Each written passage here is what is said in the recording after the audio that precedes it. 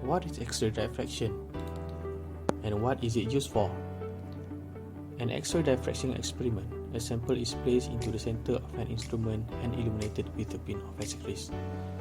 The X-ray tube and detector move in a synchronized motion. The signal coming from the sample is recorded and graphed, where peaks are observed related to the atomic structure of the sample. Most materials are made up of many small crystals like sand on a beach. Each of these crystals is composed of a regular arrangement of atoms, and each atom is composed of a nucleus surrounded by a cloud of electrons. It's at this scale that the story of X-ray diffraction begins. X-rays are high-energy light with a repeating period called the wavelength. Since the wavelength of an X-ray is similar to the distance between atoms in a crystal, a special interference effect called diffraction can be used to measure the distance between the atoms. Interference occurs when X-rays interact with each other. If the waves are in alignment, the signal is amplified. This is called constructive interference. If the waves are out of alignment, the signal is destroyed. This is called as destructive interference. When an X-ray encounters an atom, its energy is absorbed by the electrons. Electrons occupy special energy states around an atom. Since this is not enough energy for the electron to be released, the energy must be re-emitted in the form of a new X-ray with the same energy as the original. This process is called as electric scattering. In a crystal, repeating arrangement of atoms form distinct planes separated by well-defined distances.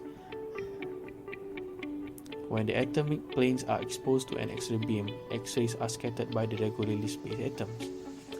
Strong amplification of the emitted signals occurs at a very specific angle, where the scattered waves constructively interfere. This effect is called diffraction. The angle between the incident and the scattered beam is called to be the theta.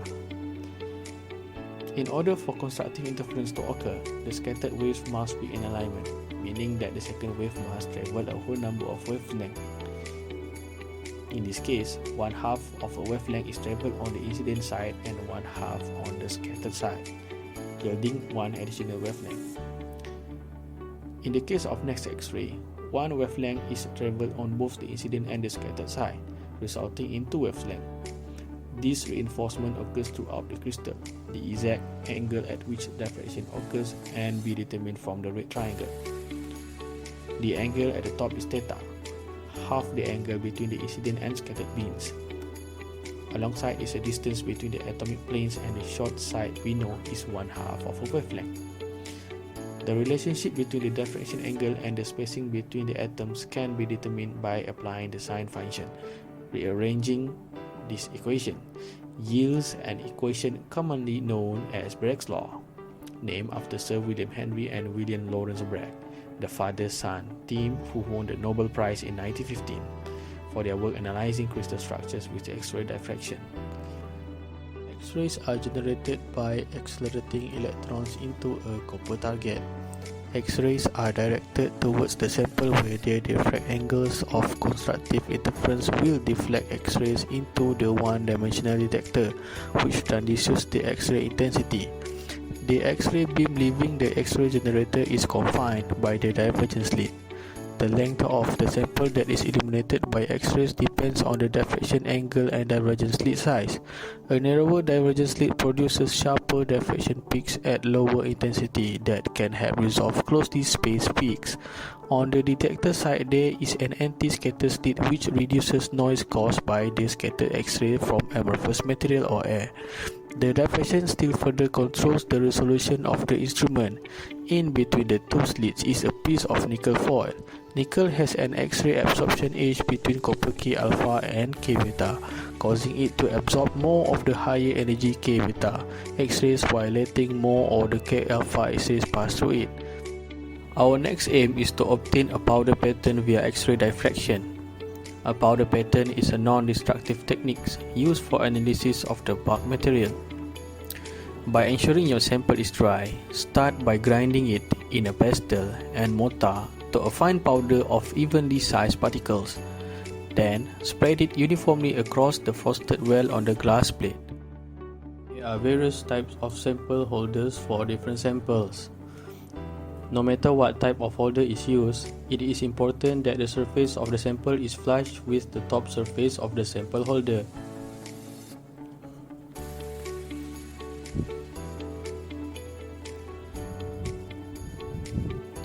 This sample holder has an adjustable stage to change the height of the sample. After loading a sample, the sample holder is placed onto the base of the sample stage fixture. The sample holder is lifted up from above so that its top surface is flush with the top of the sample stage. Then the sample stage fixture is gently pressed up, locking the sample holder into position. The doors are closed by gently sliding them together by the metal mixture and then locked by pressing the black handles in simultaneously. When the doors are locked, the alarm light will stop blinking and remain off.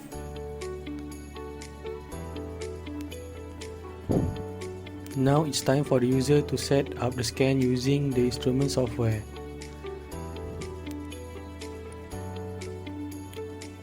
A scan method can be created or modified using the Xrpd wizard application from the desktop. From the application screen, a new method or previous method can be opened. The user can set the theta scan range, step size or number of steps per scan and time per step. The X-ray generator power for the scan can be adjusted up to 40 kV in 40 mA. Finally, the scan method is safe. Operation of the instrument is done through the Xrpd commander application. Before starting a scan, the X-ray generator power must be slowly ramped up to its desired output. First, voltage is increased at 5 kV increments by typing in the next value and clicking the set button. The X-ray generator is allowed to rest for 10 seconds before the user increases to the next set point. This slow ramp and power will ensure increasingly longevity of the X-ray generator. The next current is increased at 5-minute intervals in the same manner. After the target power has been achieved, the user can set up the next scan by clicking on the Jobs drop-down menu and selecting Jobs. This will open a new window where the user can add a sample ID, select the parameter file, and save location for the sample. The user starts the selected scan by pressing the Start button. This will open the shutter of the X-ray generator and begin the scan.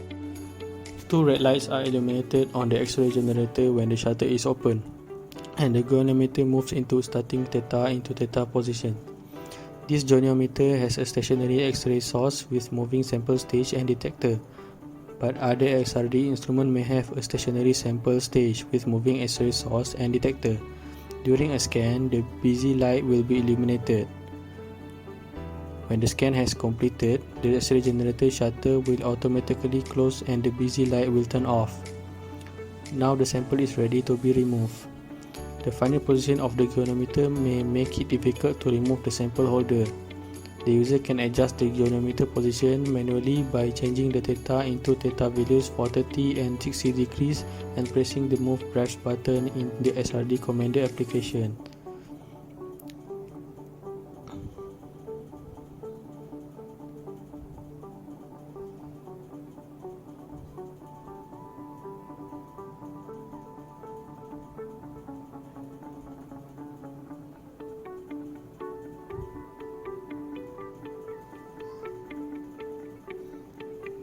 To remove the sample holder from the sample stage, a latch underneath the sample stage is gently pulled while holding on the sample holder.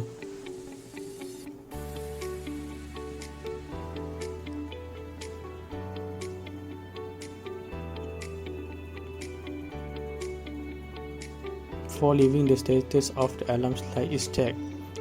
If the alarm is on, the user will contact the lab technician for assistance.